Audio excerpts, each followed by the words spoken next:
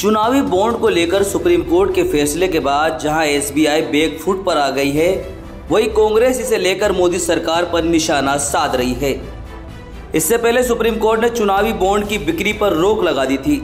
अब supreme court ने SBI की याचिका खारिज करते हुए 12 मार्च तक चुनावी बॉन्ड की जानकारी देने को कहा है।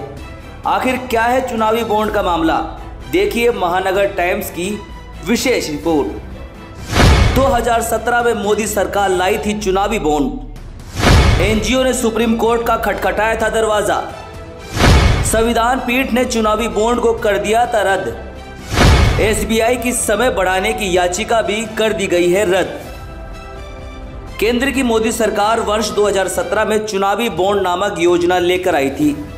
इसमें कोई भी गुमनाम तरीके से किसी भी राजनीतिक दल को असीमित मात्रा में धन दान में देने की व्यवस्था की गई। इसके खिलाफ एक एनजीओ ने सुप्रीम कोर्ट का दरवाजा खटखटाया। कोर्ट ने जनहित याचिका पर केंद्र सरकार और चुनाव आयोग को नोटिस भेजा। सीजेआई डीवाई चंद्रचूड़ की अध्यक्षता वाली 5 न्यायाधीशों की संविधान पीठ ने सुनवाई की और 15 फरवरी 2024 को कोर्ट ने इस योजना को रद्द कर दिया। फिर एसबीआई ने चुनावी बॉन्ड के विवरण का खुलासा करने के लिए 30 जून तक का समय मांगा, जिसे कोर्ट ने खारिज कर दिया।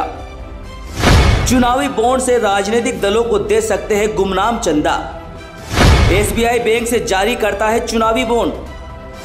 1000 से लेकर 1 करोड़ तक के होते हैं बॉन्ड। कोई भी व्यक्ति बॉन्ड से दे सकता है गुप्त दान। चुनावी बॉन्ड से राजनीतिक दलों को चंदा दिया जा सकता है। भारत का कोई भी नागरिक या कंपनी भारतीय स्टेट बैंक की चुनिंदा शाखाओं से इसे खरीद सकता है, फिर अपनी पसंद के किसी भी राजनीतिक दल को गुमनाम तरीके से इसे दान कर सकता है। ये बॉन्ड 1000 रुपये से लेकर 1 करोड़ रुपए तक के होते हैं। इनकी अवधि सिर्फ 15 दिन की होती है। रजिस्टर्ड दलों को मिलता है चुनावी बॉन्ड। एसबीआई 10 दिन के लिए उपलब्ध कराती है ये बॉन्ड। केंद्र सरकार का ब्लैक मनी पर अंकुश लगाने का है दावा। चुनावी बॉन्ड को विपक्ष बता रहा सबसे बड़ा घोटाला।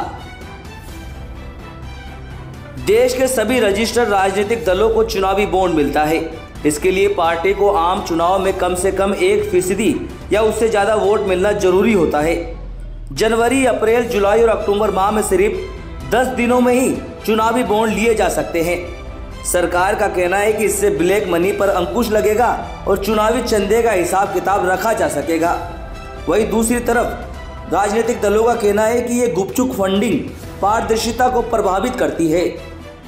राहुल गांधी का कहना है कि चुनावी बॉन्ड देश का सबसे बड़ा घोटाला होगा।